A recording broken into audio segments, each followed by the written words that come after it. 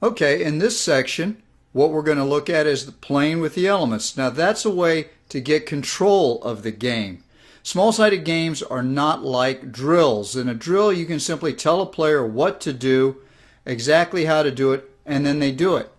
In small-sided games, you set up a problem through the elements. The players have to interact within that problem and solve it. So what you find is control is done by manipulating those elements in the game. To do that, you're really going to have to get the game right before you start talking to the players. And that means as the game starts and as it's going on for the first couple of minutes, back out, back off the game and watch.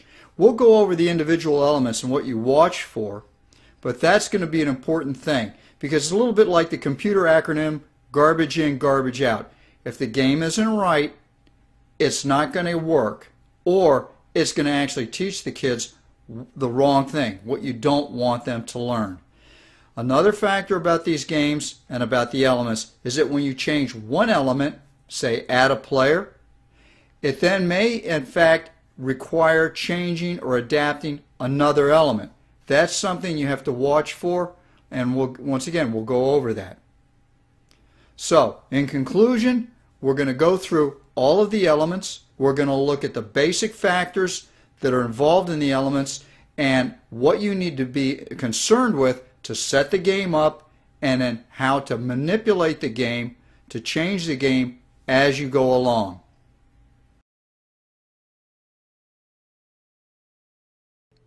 The first element we'll look at is the field, and the most obvious way to control it is by changing the size.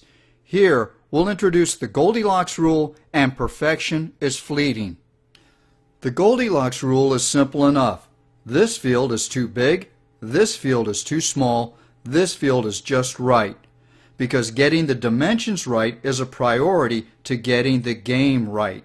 One of the first things that you need to watch for in your initial diagnosis of how the game is working. Because perfection is fleeting, the Goldilocks rule should always be running in the background.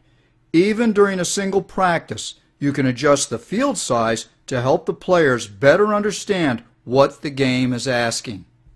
How can you tell when you might need to change the dimensions of the field? Tempo and engagement are useful indicators of correct field size. Tempo is simply the pace of the game. When it's too slow, making the field smaller sometimes helps. When it's too fast, make it larger. Engagement refers to the number of players who are active in the game and their level of involvement. Players standing around may indicate too much time and space, so shrink the field.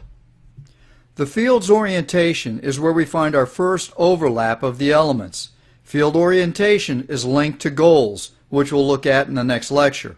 Here we'll simply introduce the idea of the compass rose. You can play north-south, the usual direction in youth soccer, or east-west, what better teams try to do.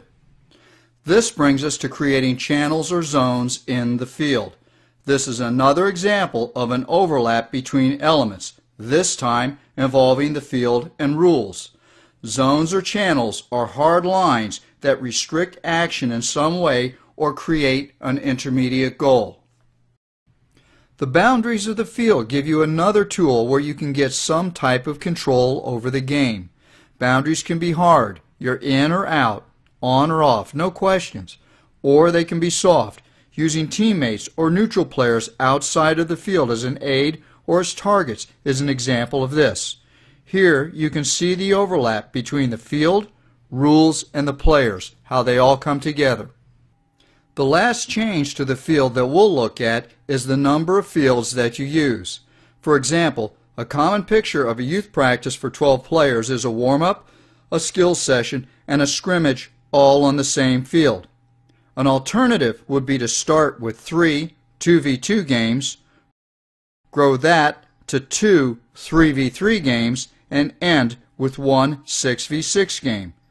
While you might not be able to add field space, you can usually subdivide your starting area.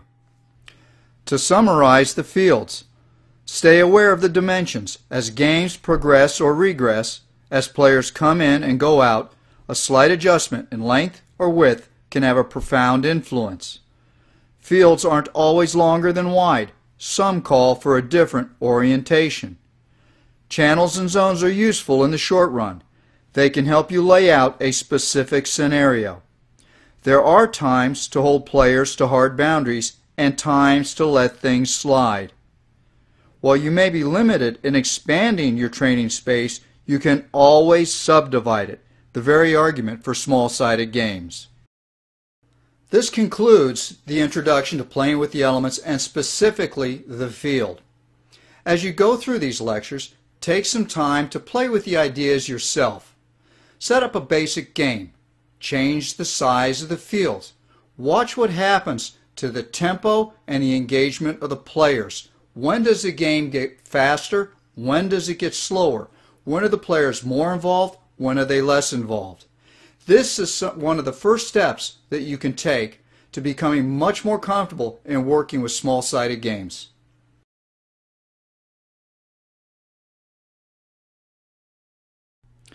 Now, just a word about the workbook for this course. You'll find Playing Better Soccer is more fun as a supplemental PDF file after this lecture. The workbook is 186 pages in 13 chapters. You can download this file and use it as a reference tool along with the lecture summaries. It will reinforce as well as expand on what's been covered so far.